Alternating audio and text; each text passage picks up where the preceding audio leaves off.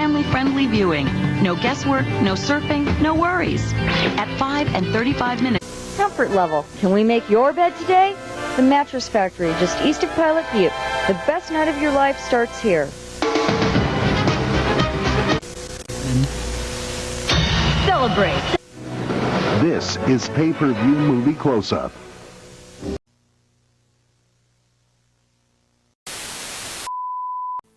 Двадцать первого сентября 1993 года русский народ оказался на распутье.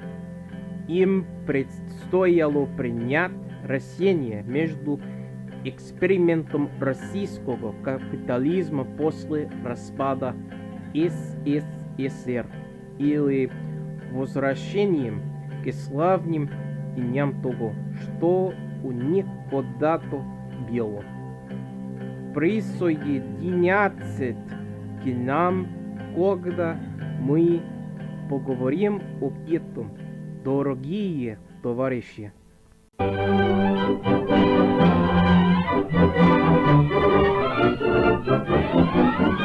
Hello everyone, and welcome back to Fun with Flags and History. I'm your host Frank, and today we'll be embarking on a deep dive into the turbulent and dramatic events that are known as the Russian constitutional crisis of 1993.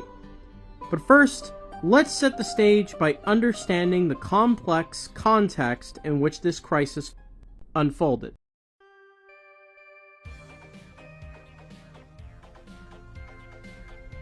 The dissolution of the Soviet Union in 1991 marked the end of an era and ushered in a new chapter in Russian history.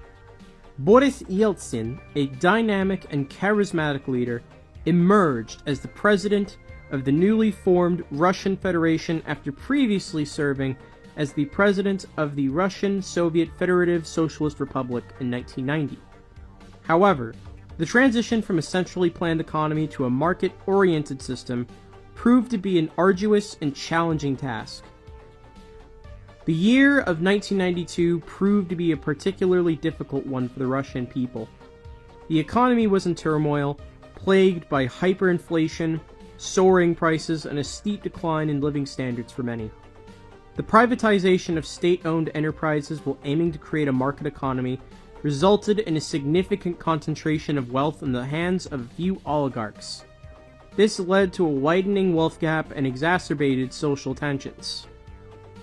In the midst of this economic hardship, Boris Yeltsin presented himself as a champion of democracy and a harbinger of change.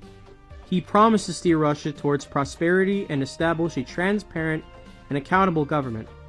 However, as time progressed, his leadership style came under scrutiny, with many questioning his ability to effectively lead the nation. Sounds familiar? Minnesota! Yeltsin's presidency was marred by controversies and scandal. His decision-making was often erratic and impulsive, leading to erratic policy shifts and questionable alliances. Critics accused him of being authoritarian in his approach and not adhering to the principles of democracy he had initially championed. Ironic.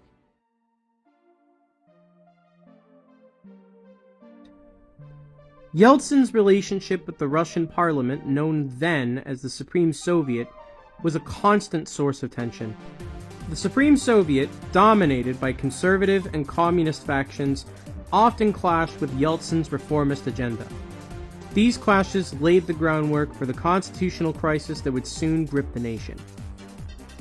As the year 1993 unfolded, tensions between President Yeltsin and the parliament reached a boiling point.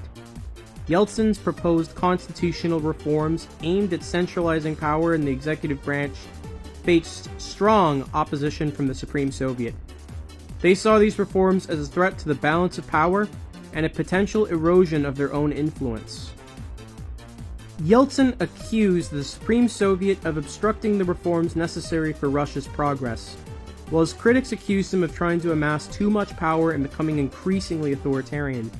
The atmosphere grew increasingly charged, with both sides resorting to fiery rhetoric and accusations.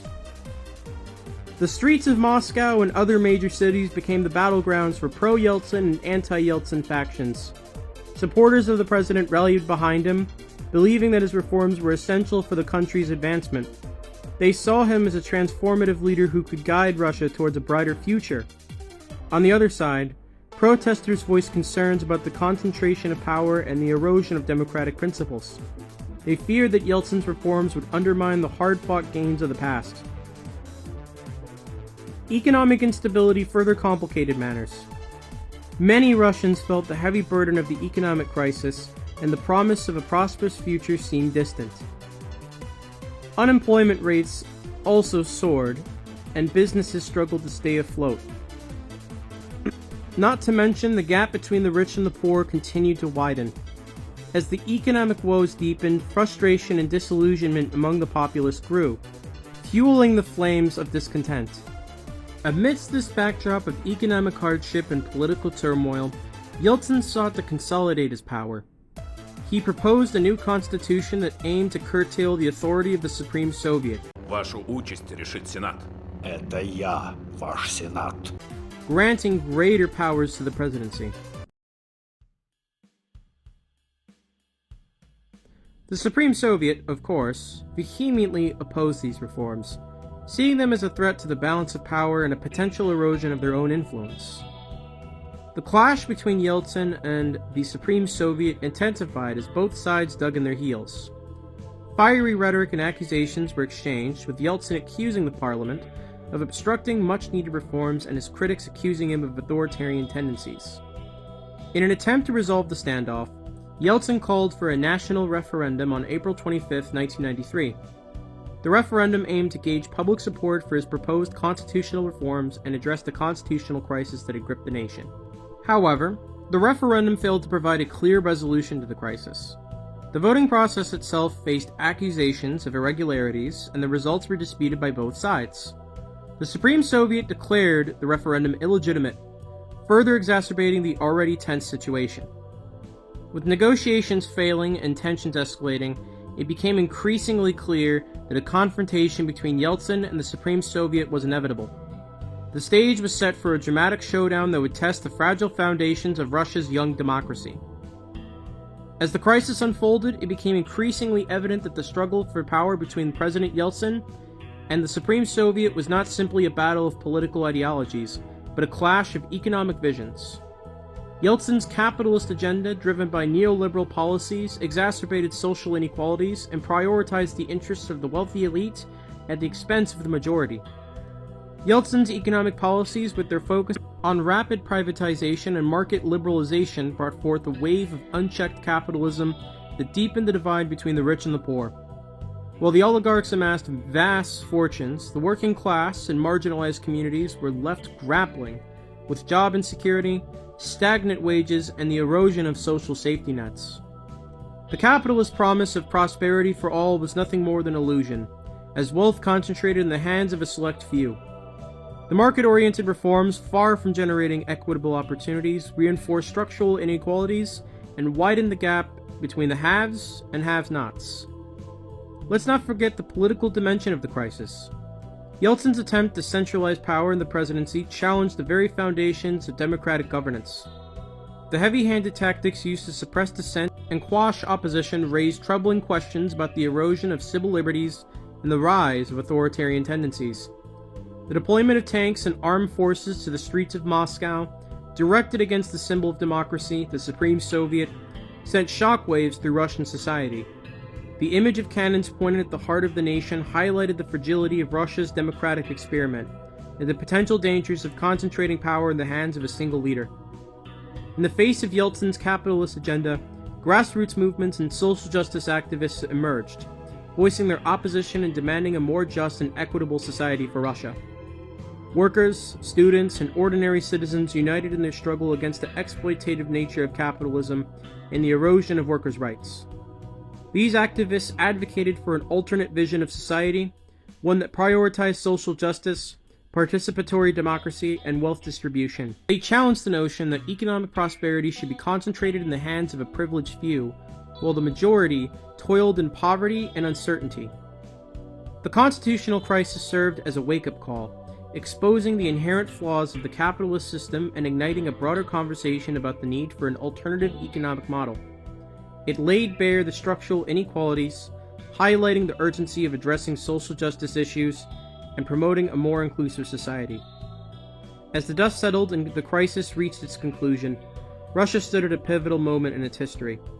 The legacy of the constitutional crisis would reverberate for years to come, shaping the nation's trajectory in profound ways. The wounds inflicted upon democracy and civil liberties during the crisis demanded healing and repair. Russian society grappled with the consequences of unchecked capitalism, sparking discussions about economic alternatives and the need for a more equitable distribution of wealth. The aftermath of the crisis also witnessed a re-evaluation of political power and the importance of democratic institutions. The struggle for social justice continued as activists and progressive movements sought to rebuild a more participatory democracy that empowered marginalized voices and held those in power accountable. Join us in the next episode as we delve deeper into the aftermath of the crisis, examining its lasting effects on Russian society as a whole. Thank you guys, of course, for watching that video. If you liked that video, be sure to give it a like. And of course, if you want to support the channel, you can also subscribe and click the notification bell to be the first to watch my videos, as you don't want to miss what's happening next. Also, if you want to give your thoughts, questions, comments, concerns, anything like that, leave a comment down below. I read all of your comments while I'm making my videos, and even on my off time studying or that kind of thing. So, of course, leave a comment. It's more than appreciated. And of course, check us out on Facebook, if you're over the age of 40, I guess.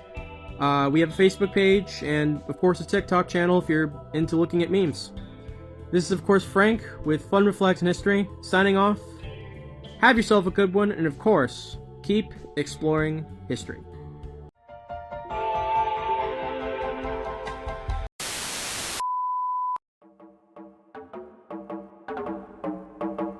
Дорогие россияне, осталось совсем немного времени.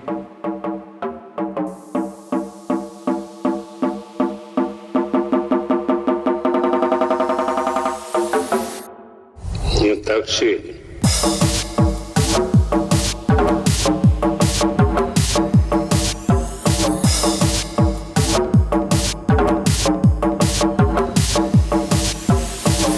Сука, блядь!